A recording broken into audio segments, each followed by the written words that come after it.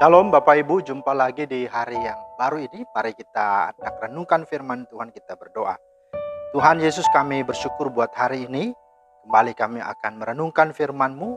Mohon hikmat dan pengertian dari Roh Kudus. Dalam nama Tuhan Yesus kami berdoa.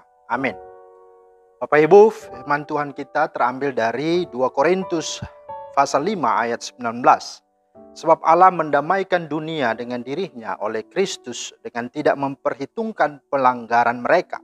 Ia telah mempercayakan berita pendamaian itu kepada kami. Itulah firman Tuhan yang menjadi dasar renungan hari ini.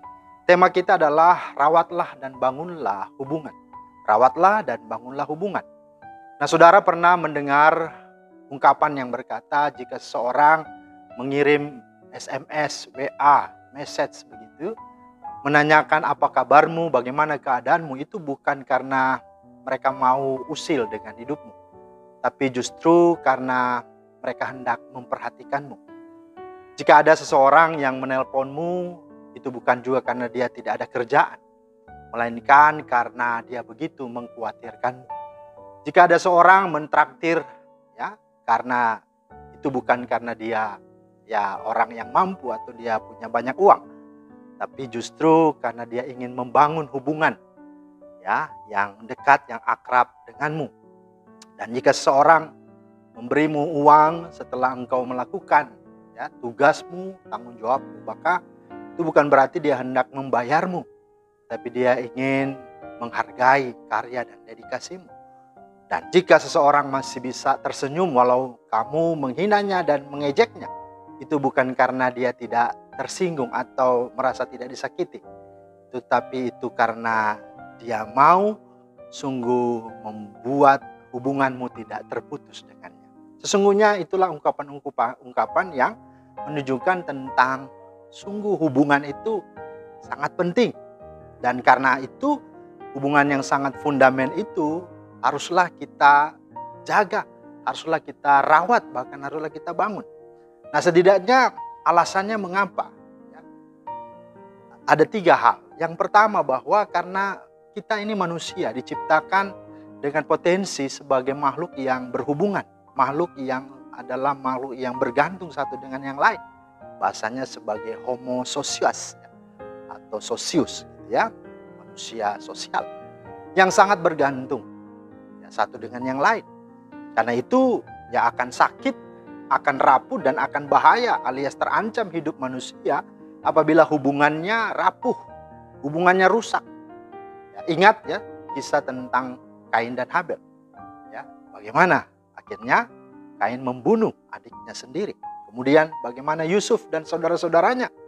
Bagaimana juga Esau dan Yakub. Bagaimana Daud dan Saul. Bagaimana Absalom dan Yerobeam. Dan juga Onesimus dan Filemon.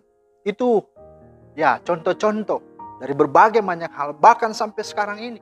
Persoalan hubungan ini begitu sangat sensitif dan begitu mengganggu dan merusak kehidupan manusia. Itu sebabnya apabila hubungan manusia itu terus terjaga, terpelihara, dan terbangun dengan baik, maka sungguh luar biasa kita rasakan keindahan dan kebaikan itu. Inilah yang dikatakan oleh Mazmur 133 ayat 1. Sungguh alangkah apa? Indahnya. Indahnya itu estetikanya kan. Begitu sungguh luar biasa. Dan juga alangkah baiknya apabila saudara-saudara diam bersama dengan rukun. Jadi saudara, itu sesuatu yang diidamkan, didambakan, dirindukan. Dan mari kita hidupi dan kita hadirkan akan kehidupan yang rukun, kehidupan yang harmonis dan damai itu. Yang kedua, mengapa kita harus merawat dan membangun hubungan? Nah saudara, di dalam firman Tuhan ini dikatakan karena untuk sebuah hubungan inilah untuk memulihkan dan mengharmoniskan kembali hubungan yang sudah rusak dari hidup manusia, maka Allah harus turun ke dalam dunia dan menjadi jalan pendamaian untuk kita. Dengan dia mati di salib menebus kita bukan dengan emas dan perak, melainkan dengan darah yang mahal. Saudara, kalau dunia ini membangun hubungan pasti ada ada sesuatu yang perlu menjadi syarat lah kan. Salah satu mungkin ada deal-deal sesuatu.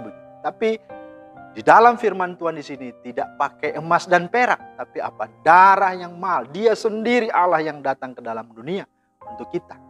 Dan di dalam firman Tuhan ini dikatakan Allah mendamaikan dunia dengan dirinya oleh Kristus dengan tidak memperhitungkan pelanggaran mereka. Jadi Tuhan mati bukan karena kita mengaku dia Tuhan atau bukan karena kita sudah baik.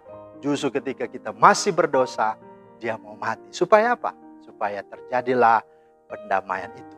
Maka akibatnya pulihlah hubungan manusia dengan Allah, manusia dengan dirinya sendiri, dan manusia dengan sesama, bahkan semesta.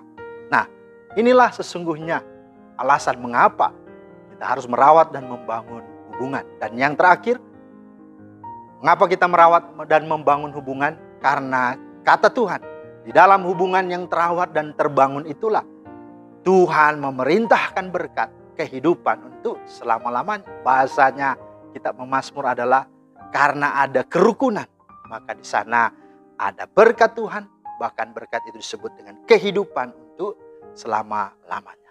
Mari saudara, mau hubunganmu bahagia, mau hubunganmu harmonis dan diberkati oleh Tuhan serta memberkati ya, orang lain juga, maka rawatlah dan bangunlah hubunganmu dengan baik.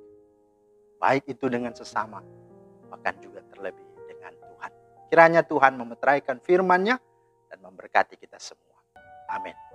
Mari kita berdoa. Terima kasih Tuhan untuk firman-Mu.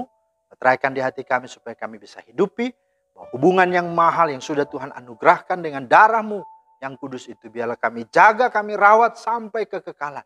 Sampai kami bisa bertemu juga dengan semua orang-orang yang kami kasihi di dunia ini.